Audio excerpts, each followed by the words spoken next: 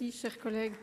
La parole est à notre collègue Jean-Baptiste Blanc pour le groupe Les Républicains pour 4 minutes.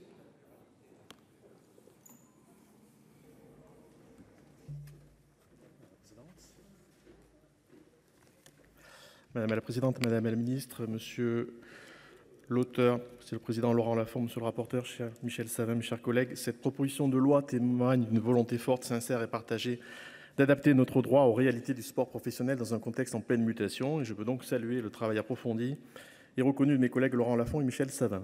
Parmi les avancées notables, je souhaite souligner l'instauration d'un dialogue structuré avec les supporters à l'article 3. Il s'agit là d'une reconnaissance utile de leur rôle dans la vitalité du sport. Sans leur confier une fonction décisionnelle, on leur donnera enfin une place plus lisible qui renforce la cohésion des acteurs et le lien avec nos territoires. Je me réjouis également des dispositions relatives à la lutte contre le piratage à l'article 10. Ces pratiques portent gravement atteinte à la viabilité économique du sport. En les encadrant mieux, en précisant les responsabilités et en rendant les sanctions plus efficaces, ce texte répond à une urgence concrète. Mais comme tout texte de réforme d'ampleur, certaines dispositions méritent encore d'être affinées pour garantir leur bonne mise en œuvre et la stabilité du secteur. C'est peut-être le cas, sans doute, de l'article 11 bis qui organise la transformation des ligues professionnelles en sociétés commerciales. Il faut le dire avec clarté. Le football professionnel, qui est sans doute le principal concerné par ce texte, n'est pas opposé à ce principe. Les travaux engagés avec la fédération montrent qu'un dialogue est en cours et qu'un modèle associant clubs, fédérations et investisseurs peut tout à fait être envisagé. Cependant, le dispositif proposé aujourd'hui suscite plusieurs interrogations légitimes sur lesquelles je souhaite attirer l'attention du Sénat. D'abord, sur le plan juridique, la perspective d'une dissolution automatique d'une association soulève sans doute des incertitudes constitutionnelles. Par ailleurs, la procédure telle qu'elle est conçue pourrait créer un déséquilibre entre les parties. Même portée à 6 mois, l'échéance reste inéluctable pour l'un des deux acteurs, ce qui fragilise la logique de consensus. Ensuite, sur les enjeux fiscaux, la dissolution de la Ligue de football professionnel entraînerait la reprise de ses actifs, dont une part majeure dans la LFP Média, par la fédération avant un transfert au club. Transfert dans la société de club pour qu'il puisse prendre le contrôle de la société commerciale. Or, le principal actif de la société commerciale sera constitué par les 87% du capital qu'elle possède dans LFP Média. En 2022, les 13% de capital de la LFP Média avaient été valorisés à 1,5 milliard, ce qui valoriserait les 87% de la LFP Média à environ 10 milliards.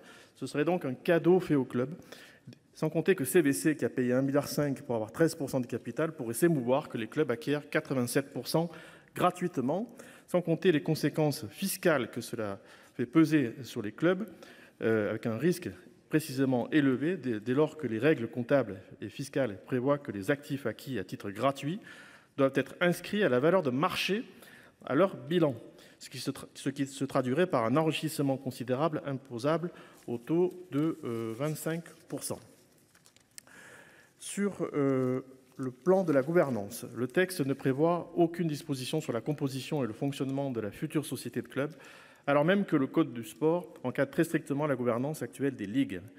Il semble important de garantir la présence de toutes les parties prenantes, clubs, joueurs, entraîneurs, membres indépendants, dans la gouvernance de demain, afin de préserver un équilibre démocratique et transparent.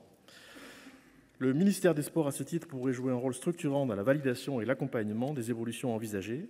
Cela permettrait d'instaurer un climat de confiance et de responsabilité au service de l'intérêt général. Car oui, une société de club avec la fédération actionnaire et un investisseur minoritaire peut constituer un modèle vertueux, mais elle doit être construite dans un cadre clair, partagé et juridiquement sécurisé. Chers collègues, cette proposition de loi mérite d'être soutenue et elle peut être encore enrichie. C'est notre responsabilité au Sénat de garantir que les grandes réformes du sport s'appuient sur des fondations solides, concertées et durables. Il faut que le sport professionnel puisse continuer d'être un secteur économique attrayant, tout en garantissant à nos concitoyens de pouvoir toujours en profiter pleinement. Je vous remercie.